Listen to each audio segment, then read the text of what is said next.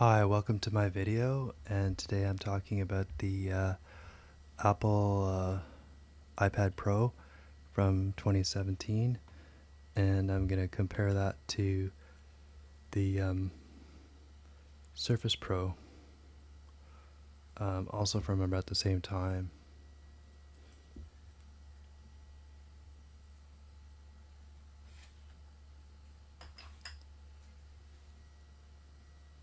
I got the Surface Pro 5 first from 2017.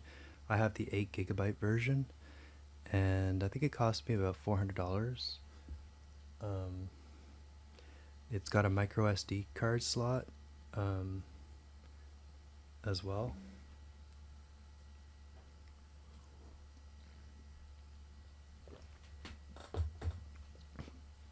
I think both of these are good devices. They both have high resolution screen. The resolution is like 2K, I think. I don't know what the resolution is on the 20. It says here it's 22224 by 1668 resolution. It says wide color true tone display, 10.5-inch Retina display, and it's also 120 hertz refresh rate. So these are both really nice screens. The Windows screen is also about the same. But it doesn't have a fast refresh rate.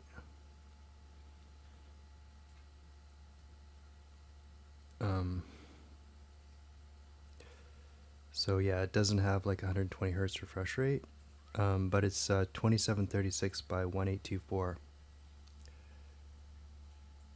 So it's actually a higher resolution screen. So this Surface Pro has a higher resolution screen, and it's also a little bit bigger because this is the 10.5 inch. This is the 10.5 inch iPad, and this one is 12. Surface is 12 point something, 12.3, but it feels a lot bigger. Like you can see, it's quite a bit bigger. So, and it's nice to have that big screen. You get used to it. I've been using this one a lot more. Like I've been using this for 5 months, and I just got this Surface Pro, or this iPad Pro. So anyways, this iPad Pro 2nd generation, it's also about the same year, 2017. So I got this one for $400. It's a 256 gigabyte. This one's also 256 gigabyte. The Surface Pro has 8 gig. This is the 8 gig RAM version. So it's the nicer ones, the faster one. The other one has 4 gig. So I think the 8 gig version is more expensive. The 8 gig version is about $200 more expensive than the 4 gigabyte model Surface Pro for 2017. And this one's running an i5 and Intel i5, and it's 256 gigabyte, and it has a micro SD slot. So I'll show you that micro SD slot. It's right inside there, right there. It's got a kickstand, and so that's the Microsoft Surface. So anyways, I'm not really an Apple fan. To be totally honest, I'm not. I have never been an Apple fan, and I've had a few Apple devices as well, but I've never been an Apple fan. I've always been a Windows guy. I built Windows PCs. My main desktop's a Windows PC. So I've always been kind of a Windows person, and I bought the Microsoft first Surface. I wasn't really intending to buy a Microsoft Surface. I just ended up buying it for a friend, and I ended up keeping it for myself. So I really like the Microsoft Surface. I'll have to say that it's growing on me, and this is an old Microsoft Surface. It's from 2017, and it's 2021 now. So this is like a few years old. But it doesn't actually have, it has a higher resolution than this one, but it doesn't have the fast refresh rate.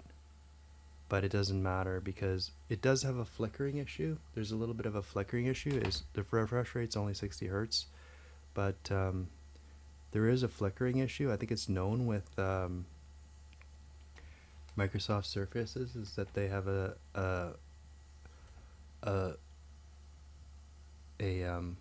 flickering issue. But even with the flickering issue and the 60 hertz, I don't even know what I have it set up for screen wise. In the settings, I don't know what I set the screen for, but it's I really like the screen colors on the Microsoft Surface Pro. I really like the screen versus the colors on the iPad Pro. So they all do the same thing. I happen to buy the Surface Pro, and this one can also take a micro SIM. So there's the micro SIM right there. It's so you can actually use it as a phone and also get mobile data if you have a mobile data account. So anyways, those are the differences. If you're not sure, if you're not an Apple fan and you're not sure like whether to get like Microsoft or Apple, I would go for the Surface Pro. I would go for the 8 GB edition and an i5. I think it's a great little unit, and I think you'll be blown away by the audio quality and the video quality of this device. And it's got the added expansion of a micro SD slot, which is nice. I would only get it with 256 gigabytes or more of memory, but this is a great little device. So I think it's highly worth it to pick one of these up. Just because, you know, when you're lying in bed, you know, and you know you don't want to look at a small screen on a phone. So, I do think this is a nice device as well. This is a nice device as well. It's pretty light. It's pretty thin. It's thinner than the... it's got a good battery life. It's got a really decent battery life as well, which is nice. It's got nice stereo speakers. So I don't think anybody's going to be disappointed at buying this device in 2021. Is the iPad Pro. And if you're thinking about getting something like a MacBook Air versus the iPad Pro, I weighed the pros and cons, and I decided to get this one here, the iPad Pro, because the screen, the keyboards can break. There's a lot of ways the keyboard can break on an iPad Air. You can get you can spill something on the keyboard and that can break the whole thing, and the hinge can break. So there's lots of ways you can break an iPad Air. These are way more practical. I think it's a way more practical idea if you're thinking of getting a notebook versus a iPad or a Surface Pro. I think it's best to get a Surface Pro or an iPad because you can still get a keyboard. If you want a keyboard, you can get a keyboard for them, and you're not going to have to worry about hinges breaking, and you're not going to have to worry about keyboards getting broken or getting spilled on, and then the whole thing, the whole unit can just be a brick, right? A piece of garbage.